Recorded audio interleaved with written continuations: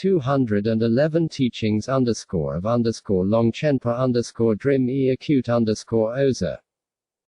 Teachings of Longchenpa, Drimé Özer, an introduction in the form of a question and answer session for the sake of developing certainty by gaining a strong conviction about the above points. I understood all appearances to be empty from their own side. Nevertheless, regarding the outer appearances of the physical world, its inner, animate sentient inhabitants, and all the intervening appearances of the 5 kinds of sensory objects, I still thought they would be left behind when I departed for other realms, and that all sentient beings existed with their own individual mind streams. During that period my guru, Drimé Özer, appeared to me in a dream and gave me the following introduction in the form of a question and answer session. He said, O son of the family, the outer appearances of the physical world, its inner, animate sentient inhabitants, and the intervening appearances of the 5 kinds of sensory objects are like illusory apparitions that dissolve into the space of awareness. Accordingly, once they have disappeared into the vacuous space of the substrate, eventually, due to the projections resulting from the movements of karmic energies, there is an appearance of your own body, giving rise to a physical world, its sentient inhabitants, and all sensory appearances. As fixation arises toward them, delusion sets in. Finally, this appearing world once again disappears into the vacuous space of the substrate, like a rainbow dissolving into the sky. Then waking appearances emerge like before.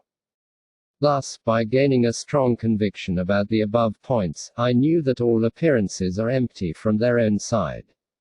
Nevertheless, regarding the outer appearances of the physical world, its inner, animate sentient inhabitants, and all the intervening appearances of the 5 kinds of sensory objects, I still thought they would be left behind as I went from one realm to another among the 6 realms of animate beings and so on, and that each sentient being existed with an individual mind stream.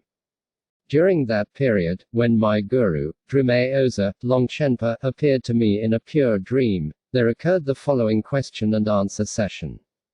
This was an introduction to determining the nature of dream images and the appearances of birth and death and of going and coming, such that they are not established as real objects from the very moment they first arise. O son of the family, the outer appearances of the vast physical world, its numerous inner animate sentient inhabitants, and the fine display of the intervening appearances of the 5 kinds of sensory objects all appear as if they were truly existent. As an analogy, just as illusory apparitions dissolve into the space of awareness when you fall asleep and dream, all appearances disappear into the vacuous space of the substrate. This is called the actual substrate and the substrate of descent. It is an embryonic, semi-conscious, muddled state of unconsciousness in which the creative expressions of the radiance, of primordial consciousness, are impeded. There are 5 states of mindlessness, the states of deep sleep, of fainting, of death, and of sexual union of a male and female, as well as the state aroused by meditative experience. They are also called the substrate of descent. As Vidyadhara Düdjom Lingpa, 1729-98, says. From the domain of the substrate, the projections of the movements of karmic energies and habitual propensities shroud the womb of the ultimate reality of the mind. From the realm of the substrate, the arousal of ever so subtle grasping is the grasping of karmic energies. Due to this, in the realm of the substrate, the luminosity that emerges like the first light of dawn is the substrate consciousness. From it arises a tenacious consciousness that grasps at an I where none exists, and this is prior afflictive mentation. From it, due to the mere appearance of your own body, all the coarse phenomena that appear as the physical world and its sentient inhabitants manifest, even though they do not exist. This includes subtle, veiled afflictive mentation, from which indiscernible concepts of the 6 kinds of consciousness emerge as lucid, clear mentation. This is mentation. From it emerge appearances of form, sound, smell, taste, and tactile sensations, and the presentations of these potentials are the 5 kinds of sensory consciousness, which are objects. The actual emergences of the appearances of form, sound, smell, taste, and tactile sensations are that which is apprehended, while the mind that closely holds these appearances is the mind that apprehends the occurrences of subtle thoughts. The whole of samsara emerges from the fortification of grasping at the duality of the apprehender and the apprehended. Thus, the domain for the emergence of dream appearances is the substrate consciousness. From it arises the consciousness that grasps at the I, which enters into the basis of the subtle consciousness of the five senses, giving rise to dream appearances. The grasping at the I enters into the basis of the five coarse senses, giving rise to waking appearances. From the consciousness of the mere appearance of your body, in the absence of a self, emerge all physical worlds, sentient inhabitants, and sensory objects of the world of dream appearances. Delusion occurs due to grasping at this as truly existent and fixating on it, and then the phenomenal world of the dream, with all its physical worlds and the sentient inhabitants, dissolves into the vacuous space of the substrate, like a rainbow dissolving into the sky. Then, due to the apparitions of the movements of karmic energies from the domain of the substrate, waking appearances emerge like before. I responded, I think this body of mine is not a mere appearance but definitely arose from the causes and conditions of a father and mother. He replied, if you think your body arose from a father and mother like that, tell me, what are the beginnings and ends of your fathers and mothers, and what are their origins, locations, and destinations? I answered, I believe they exist, but I can't remember them. I think it's impossible for there to be a body without parents. He counted, checked to see who are the parents of a body in a dream, the intermediate period, a hell realm, and so on. Consequently, I gained a decisive understanding that this body is not established as anything other than a mere appearance. When I told him that I thought the body is not a mere appearance, but rather that it is created from the causal influence of a father, the contributing condition of a mother, and the tangible connection of these two, my material body being ascertained to arise as something truly existent, the Guru replied, if you think this body of yours arose in that way from the cause and condition of your father and mother, tell me, from the beginningless past until now, what are the beginnings and ends and the origins, locations, and destinations of fathers? And what are the beginnings and ends and the origins, locations, and destinations of mothers? I answered, I believe they exist, but I can't remember them. However, I think it's impossible for there to be a body without parents. He counted, in that case, even though you don't remember the beginnings and ends of your fathers and mothers from the beginningless past until now, check out the beginnings and ends and the origins, locations, and destinations of the fathers and mothers of bodies in a dream. Likewise, examine the beginnings and ends and the origins, locations, and destinations of the fathers and mothers of bodies in the intermediate period. And look for the beginnings and ends and the origins, locations, and destinations of the fathers and mothers of bodies in the resuscitating hell, in which bodies perish and are resuscitated many tens of thousands of times. Consequently, I decisively recognized that this body is a mere appearance and is not established as truly existent. I commented, O Guru, I think that when my body is in bed covered with bedclothes and dream appearances arise, my body and the human environment remain unchanged. The Guru replied, examine the dream appearances of the vast outer physical world, its numerous inner sentient inhabitants, and the well-displayed intervening appearances of the five senses to see whether they are located in the head, the limbs, or the upper or lower parts of your body. Consequently, I became certain that such was not the case. O Guru, I think that when my body is in bed covered with bedclothes and I am sleeping, my human environment, including my house, remains without changing, but all the physical worlds and the sentient inhabitants that are dream appearances arise from some other realm. The guru replied, examine all the vast outer physical worlds, including great mountains, houses, and landscapes, and the numerous inner sentient inhabitants, from the smallest creatures up to human beings, and the well-displayed intervening appearances of the five senses, forms appearing as visual objects, sounds as auditory objects, odors as olfactory objects, tastes as gustatory objects, and sensations as tactile objects, that occur when you are dreaming, to see whether they emerge as objects located in your head, limbs, or the exterior, interior, upper, or lower parts of your body today. If you believe they are located inside your head is filled with your brain and so on, so there is no way the vast landscapes that appear in a dream could fit inside your head.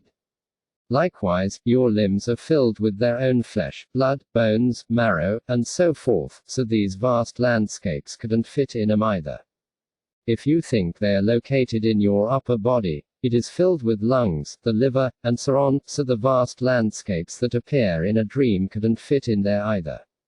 If you think they are located in your lower body, it is filled with intestines and so on, so the vast landscapes that appear in a dream couldn't fit in there either. Consequently, I became certain that such was not the case.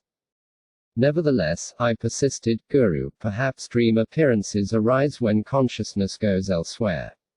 Then, when it re-enters the body, waking appearances arise.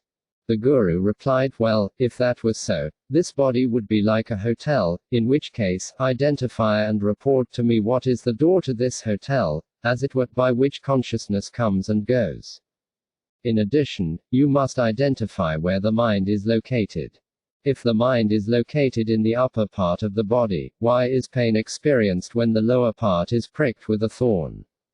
Likewise, if it resides in the lower part, there would be no reason for pain to be experienced in the upper part. It doesn't make sense for it to fluctuate in size, such that a tiny consciousness enters the body through an orifice, increases in size until it pervades the body, and then shrinks again as it departs through that orifice. If that was so, once awareness is separated from the material body, why wouldn't consciousness re-enter the corpse after death? Where do dream appearances go? Do they go above, below, or in one of the cardinal or intermediate directions? Do you believe they are the same as the waking appearances of the physical world and its sentient inhabitants, or different? If you believe they are the same, does sleep define the boundaries or not? If it does, then they are not waking appearances, and if it doesn't, they are not dream appearances. On the other hand, it is invalid to believe that these appearances exist, while imagining that they are above or below, outside or inside. I persisted, Guru, perhaps dream appearances arise when consciousness goes elsewhere, and then when it re-enters the body, waking appearances arise. The Guru replied, well, if that was so, since this body would be like a hotel, there must be something like a door to this hotel by which consciousness comes and goes. So you should identify that hotel door and show it to me. I replied, I think it must exist, but I don't remember where. He counted, for example, you may pass in and out of a hotel door on one occasion, but from then on you would recognize this door due to your previous experience. If every year you passed in and out daily, 720 times, even if you didn't identify it on one occasion, you must identify it on another. If you still don't identify it, this should show you that the door does not exist by its own inherent nature. In addition, you must identify where your mind is located. If it is located in the upper part of the body, why are suffering and pain experienced when the lower part is pricked with a thorn? If it resides in the lower part, why would pain be experienced in the lower part if the upper part were pricked with a thorn? It doesn't make sense for consciousness to fluctuate in size, such that a tiny consciousness like a mustard seed leaves through an orifice at the beginning of a dream, increases in size and fills the body when it returns to the body, and then diminishes in size so that it can leave again through that little portal. But if we assume you are right, then when you die, upon the separation of your material body and awareness, you might think it's not the time for you to die because you are still young. So why wouldn't your consciousness re-enter your corpse if it could? As for the place to which a dream appearance goes, is it above or below this world of the waking state? Where is it among the 4 cardinal or 8 intermediate directions? Are the physical world and its sentient inhabitants that arise in the waking state and those that arise at night while dreaming the same or different? If you believe they're the same, does sleep define the boundaries or not? If it does, then they are not the same as waking appearances, and if it doesn't, then they are not different. On the other hand, if waking appearances today and dream appearances last night are different, there is no way that one could be above or beneath the other or outside or inside the other, or that those two could not be ascertained in the same region. I replied, Guru, then how is this to be decided? Where should I stand? Sublime Guru, please show me. The Guru replied, throughout beginningless lifetimes you have never been born, there have been only appearances of birth. You have never died, there have been only appearances of a change of place, like dream appearances and waking appearances. Regarding the eyes, ears, nose, tongue, and body, all things that are seen as forms, heard as sounds, smelled as odors, experienced as tastes, and felt as tactile sensations are simply your own appearances arising to yourself, without their ever existing, even in the slightest way, as something else. If you think that things exist autonomously as something else since you can directly see them with your eyes, really hold them in your hands, and experience them through your senses, consider all the forms, sounds, odors, tastes, and tactile sensations in a dream appear at the time to be truly existent. But from the next day onward, they have no objective existence. This should tell you something. I replied, Guru, then how is this to be decided? Where should I stand? Supreme Guru, please show me. The Guru replied, throughout beginningless lifetimes you have never been born, there has been nothing more than the appearance of birth. You have never died, there has been only the appearance of death. For example, once you make the transition from a dream, waking appearances merely emerge, and once you make the transition from waking appearances, dream appearances merely emerge. Apart from that, birth and death do not exist from their own side. Regarding the myriad forms that appear as visual objects, sounds that appear as auditory objects, odors that appear as olfactory objects, tastes that appear as gustatory objects, sensations that appear as tactile objects, and various phenomena that appear as mental objects, all are non-existent. Nevertheless, they are seen, heard, smelled, tasted, and felt simply as your own appearances arising to yourself, without their ever truly existing, even in the slightest way, as something else. You may think things autonomously exist as something else since you can directly see them with your eyes, really hold them in your hands, and experience them through your senses. If an attractive form is seen, it is recognized as attractive. If an unattractive form is seen, it is recognized as unattractive. If a neutral form is seen, it is recognized as neutral. The same holds true for attractive, unattractive, and neutral sounds, smells, tastes, and tactile sensations.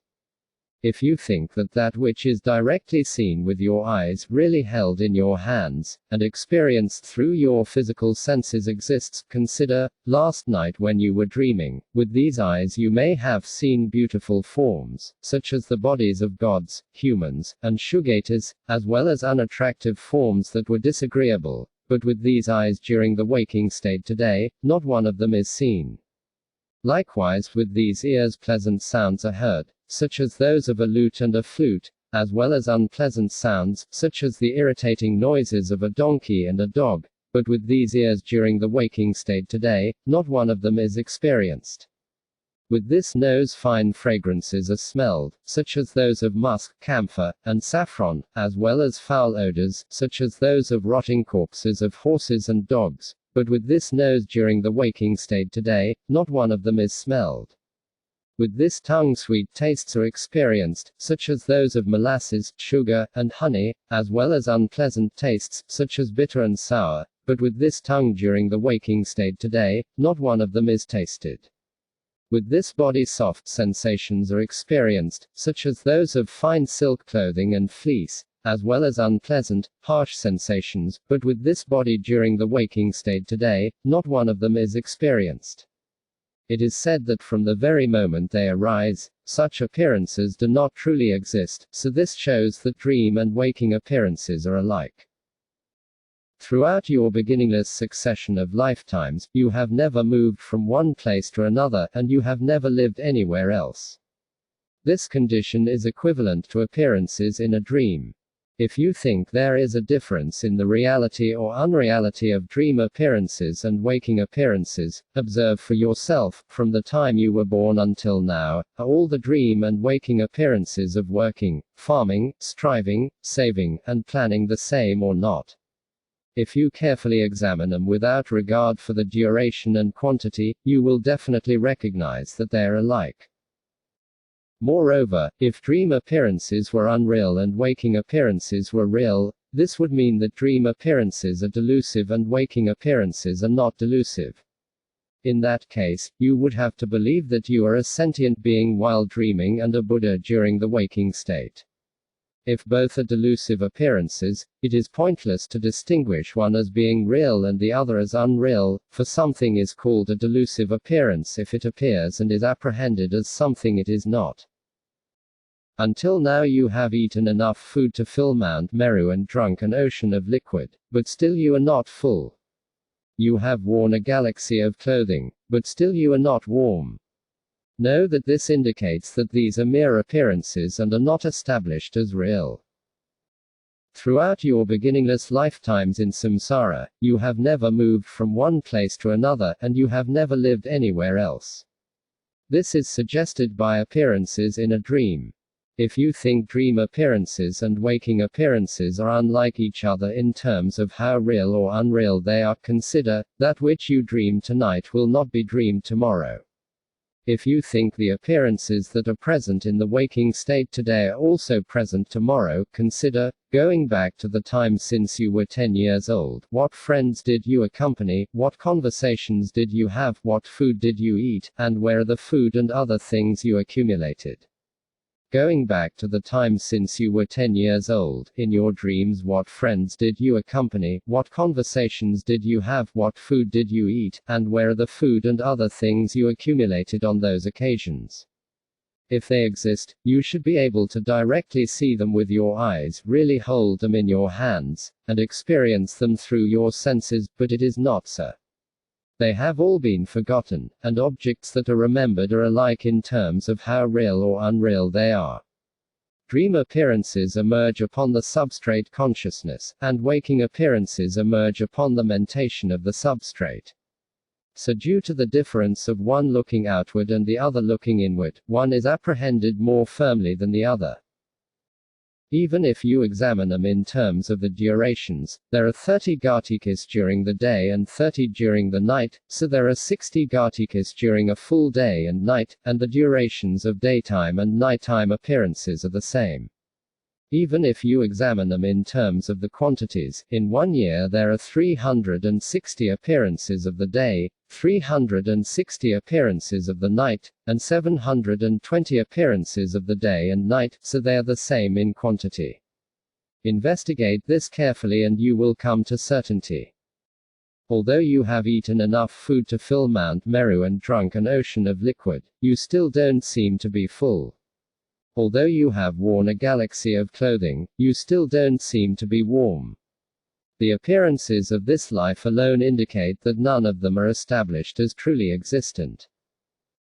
It is a great mistake not to recognize that what appears as your body is empty and to cling to it as real.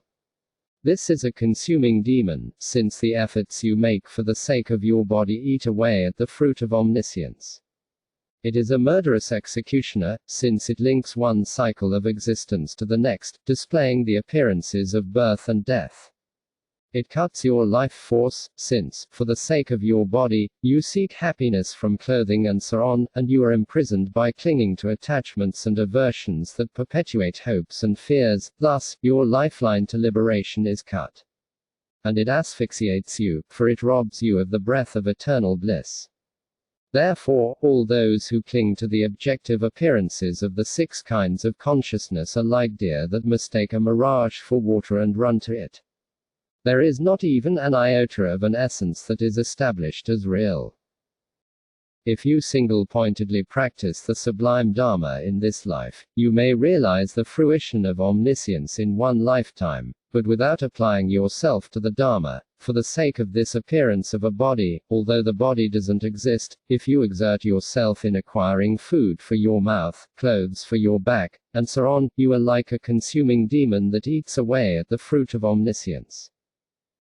There is no way to avoid death at the end of a rebirth, so you also become a murderous executioner who continuously displays the appearances of birth and death. If, however, you achieve the omniscient state of enlightenment while merely satisfying your hunger and thirst and protecting your extremities with clothing, you may achieve the life force of liberation in this lifetime. But without doing so, if you grasp at the mere appearance of a body as a real body and apply yourself solely to concerns of this life, such as acquiring fine, warm, and soft clothing and excellent, delicious food for the sake of your body, devoting yourself only to pleasure, hoping for the good and fearing the bad, with hostility toward your enemies and attachment to your relatives, subduing your enemies and caring for your family, you become a murderer who cuts your lifeline to liberation. If you meditate on the meaning of the clear light great perfection in this life, you may achieve the eternally blissful fruition of omniscience in one lifetime and with one body. But if you do not do so, this asphyxiates you, for it robs you of the breath of omniscience. If you enter the gateway of the secret mantra, Vajrayana, in this life, and properly keep your samayas without letting them degenerate, you have the ability to achieve the state of Vajradhara in this lifetime and with this body. However, if you do not properly keep them, but rather pass the time solely in the non-virtuous activities of subduing your enemies and protecting your relatives of this life, your samayas will degenerate, so you will be a demon who causes the breakage of samayas. Therefore, those who cling to the objective appearances of the 6 kinds of consciousness are like deer that mistake a mirage for water and run to it.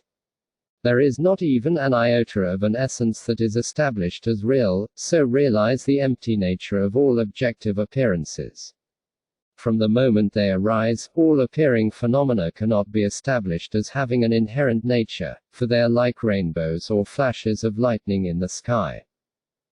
Even though you know appearances to be empty in this way, they might remain as before, as if they were truly existent without turning into nothing.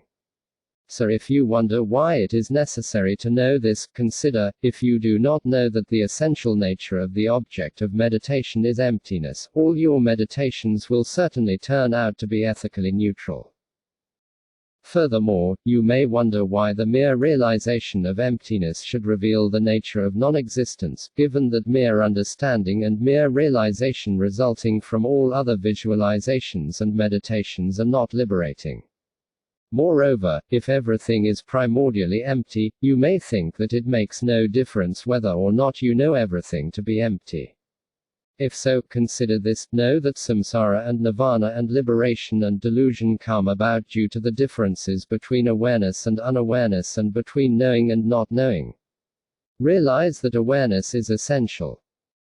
If you think that even if you know that appearances are empty, that which is empty does not become nothing, consider, this is not so, for the essential nature of meditation is emptiness, so if you do not truly know the nature of existence and mode of being of everything, you will be misled by reifying external appearances and by grasping at your own body with attachment. Then, even if you penetratingly meditate on the mere luminosity of the mind, since you do not accurately perceive emptiness, all your meditations will certainly turn out to be ethically neutral. Therefore, true knowledge and awareness of the view of the ground emptiness are vitally important, so you must know and realize that the nature of all phenomena is emptiness. Again, you may retort, if what you say is true, by merely visualizing a deity, one's body will become a deity, by merely reciting mantras, one's spoken words will ripen as empty mantras, and by merely cultivating samadhi, one may be able to realize the mind as clear light. But since the mere understanding and realization of these facts is not liberating, the mere realization of emptiness doesn't annihilate all phenomena, and that would not constitute a reason for such realization being necessary. Moreover, it is possible that some people think that if everything has always been empty, everything, beneath, upon, and above the earth would be empty, so it would be the same whether or not one knows everything to be empty. Therefore, you must recognize the nature of all phenomena to be emptiness, for samsara and nirvana and liberation and delusion come about due to the differences between awareness and unawareness and between knowing and not knowing. Thus it is said that knowledge and awareness are of the utmost importance. Some people may think that if you can't understand this on your own, then hearing teachings and contemplating them will be of no use. But since beginningless time you have failed to realize this on your own and have wandered in samsara. Know that through studying and training you will realize emptiness, thereby gaining the view that accords with all the tantras, oral transmissions, and pith instructions. Furthermore, whether you realize emptiness after undergoing great hardships in studying, training, and so on, or you realize emptiness without experiencing the slightest difficulty, there is no difference in the quality of your realization. For example, whether you discover gold after undergoing great hardships or you find it under your bed without the slightest difficulty, there is no difference in the quality of the gold. Some people may think that if you don't know this on your own, then understanding that results from studying and training will be of no use. But since beginningless time until now you have failed to realize the view on your own, and under the influence of ignorance you have wandered in samsara. On your own, you still won't realize emptiness. Therefore, know that through studying and training, by way of the authentic teachings of the jinas, the authentic pith instructions of the Guru, and your own authentic pristine awareness, you must realize emptiness and the view that accords with all the tantras, oral transmissions, and pith instructions. From the side of emptiness, there is not even a hair's breadth of difference in realizing it after studying, training, and undergoing great hardships as opposed to realizing emptiness without experiencing even the slightest difficulty. For example, whether you discover gold after undergoing great hardships or find it under your bed without the slightest difficulty, there is no difference in the quality of the gold. And there is no difference in the nature of the blessings received by meeting the Lord of Lhasa, whether someone undergoes great hardships to meet him or someone from Lhasa meets him without any difficulty at all. The consciousness that analytically ascertains all appearances as emptiness is called discerning wisdom. The continuum of subsequent consciousness that definitely ascertains samsara and nirvana as great emptiness is called the wisdom that realizes identitylessness. Once these two types of wisdom have been generated in your mindstream, there is first realization, then experience, and finally acquiring indwelling confidence. This is a crucial point. Moreover, if you say that it is incorrect to assert that the body and so forth are not established except as mere appearances, because if the body of someone who has realized them as empty is touched by fire or water or struck by an arrow, a spear, or a club, then pain arises. Consider, until you reach absolute space, in which phenomena are extinguished in ultimate reality, dualistic appearances do not subside, and until they vanish, appearances of benefit and harm will uninterruptedly arise. But in reality, even the fires of hell do not burn. With these words, he disappeared. The consciousness that analytically ascertains all the phenomena included in the world of appearances of samsara and nirvana as being of the nature of great emptiness is called discerning wisdom. Once samsara and nirvana have been definitely ascertained as great emptiness, the continuum of subsequent consciousness is called the wisdom that realizes identitylessness.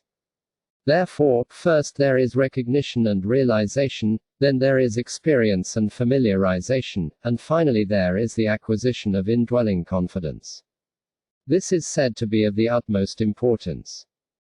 If someone with mere understanding and realization says, "If you have realization of emptiness and I poke you with fire, you appear to burn, if you are doused with water, you appear to chill, and if you are struck by an arrow, a spear, a club, and so on, you appear to be injured and hurt," consider, until all appearances of phenomena are extinguished in the absolute space of ultimate reality, dualistic appearances of grasping at self and other do not subside. Until they vanish, if you are touched with fire, there is the appearance of burning; if you are doused with water, there is the appearance of chilling; if you are struck by an arrow, a spear, a club, and so on, there are the appearances of being injured and hurt. Thus, an uninterrupted stream of appearances of benefit and harm arises. But in reality, the self exists in such a way that even the fires of hell do not burn, the cold of the cold hells does not freeze, and being pierced by the arrows, spears, and clubs of the asuras does not cause death. This shows that all these appearances are mere appearances and are not truly existent. With these words, he disappeared.